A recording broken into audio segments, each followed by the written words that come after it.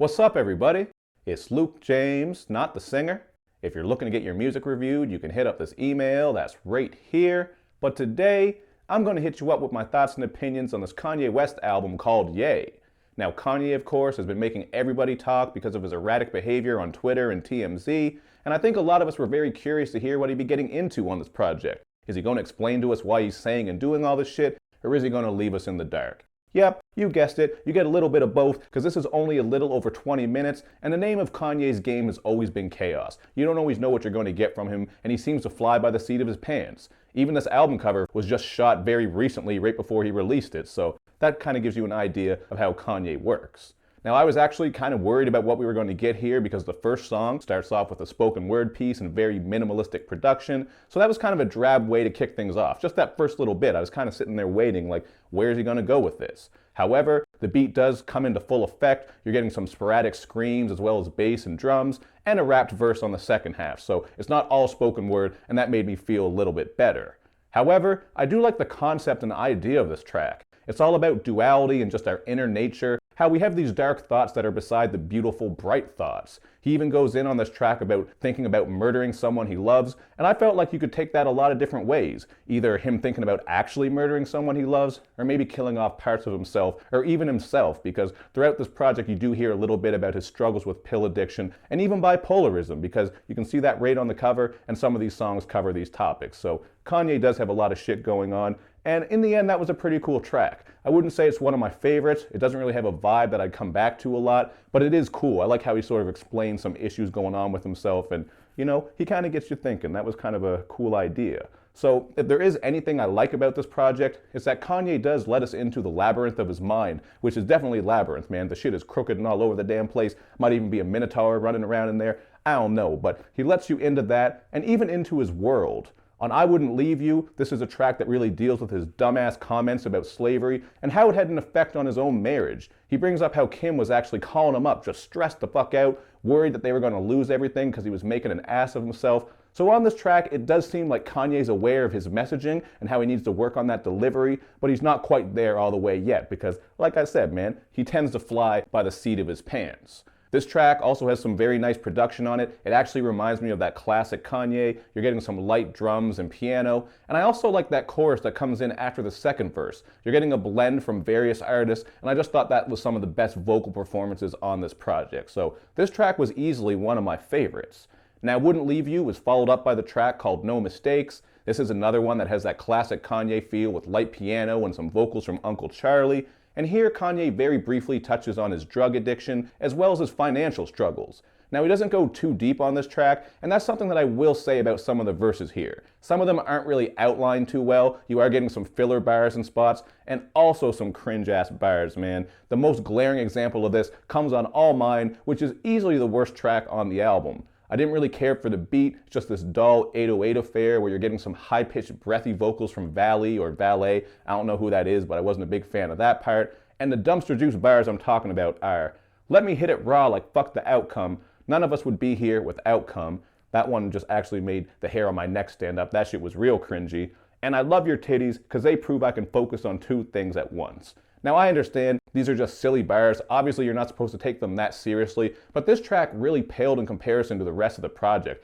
Really, I could have done without this track completely, and I would say it was the worst. Now, there are actually lots of singing moments from Kanye and all kinds of other people all over this project. You got 070 Shake, Dej Loaf, John Legend, Kid Cudi, all kinds of people throughout this project. So at times it does seem like Kanye takes a step back and lets them shine. I think that's something that's really going to have an impact on how much you like this album. If you wanted more rapping Kanye, you might be a bit disappointed because of the little spoken word piece on the start, all the singing and shit throughout, but there are still some solid moments. Like, I did like the song Ghost Town a little bit because of that production, has a Raphael Sadiq feel, but this is an example of some vocals that I didn't all out love.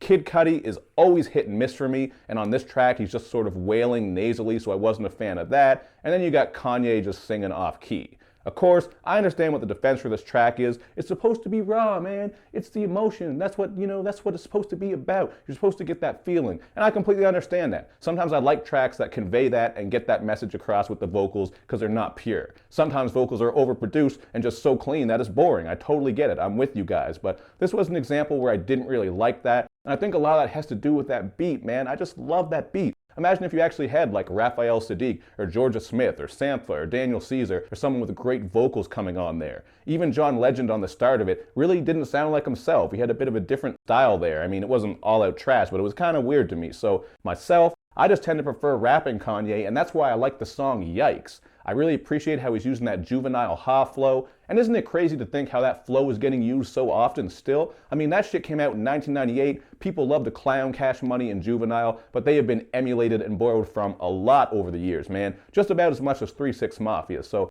I think that's pretty cool. I always like these southern rap groups, and it's cool to see them getting their love. So, you know, this is another track where Kanye is digging deep into issues he has with fame and drug abuse just coming together. And he also ponders what would happen to him if he got caught up in the Me Too movement. He actually uses Russell Simmons as an example of that because Russell Simmons is going through that shit right now, and he has been for a while. A lot of motherfuckers are getting caught up. So this track, you know, it does get very introspective, and the line that I thought stuck out the most is this. He says, "I can feel the spirits all around me. I think Prince and Mike was trying to warn me." That was just a really dope line because he's sort of in the same position. He's rich, black, famous, people adore him, and yet he still has this pill addiction, and it could be the end of him if he doesn't get to the end of it. He could have very well ended up just like them. So he is showing some awareness there, and that was one of the moments that stuck out to me. Thought that was a very dope line.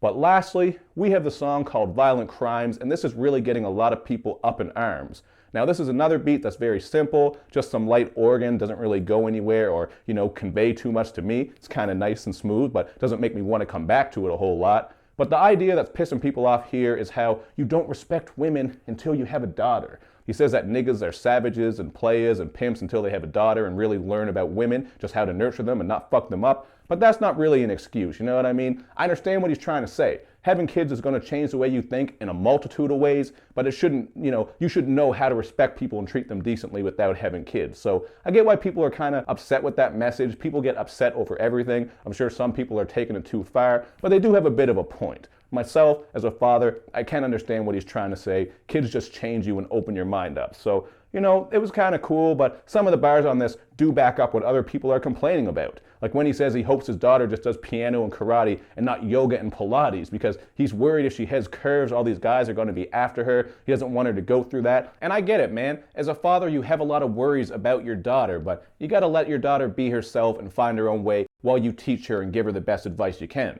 And if you have sons, you got to teach them not to be dicks to women and teach them to be respectful as well. There's just a lot of different sides to this, so I understand some of the outrage, but you know, people are going to take this shit too far in my opinion. I think Kanye, as a father, does have a couple of points there, but you know, it does get kind of muddled. I'm gonna leave that shit alone, man. I'm sure I fucking pissed someone off just trying to speak on it because these topics are so touchy these days, but I think you know what I'm saying, and you know, it was a good way to wrap up the album.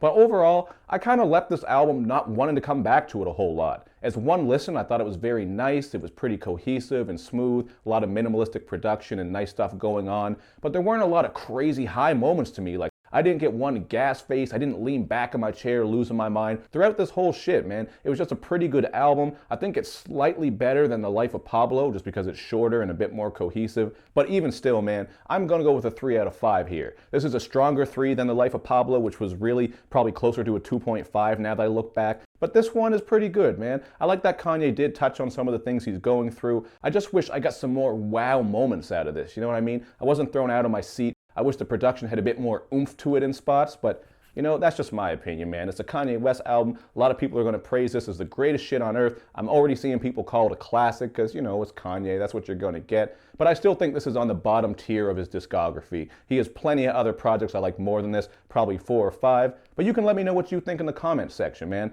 Let me know what you think about this. Where does it fall in his discography, in your opinion? And how do you feel about Kanye's discography overall now that we've gotten this project? I myself still consider him to be an amazing artist. I do prefer the first half of his discography more than some of the shit he's put out over the years, but I do appreciate that he's always experimenting and trying new things, even if it doesn't stick with me, just like, you know, The Life of Pablo and Yeezus. I didn't really like those albums, but this one was all right. Pretty good. Probably not going to come back to it, though. So hit me up in the comments section. You know what to do. And of course, man, hit me up on all my social media sites so you can show me love and show me lots of it. Thank you for watching, everybody. I will see you next time.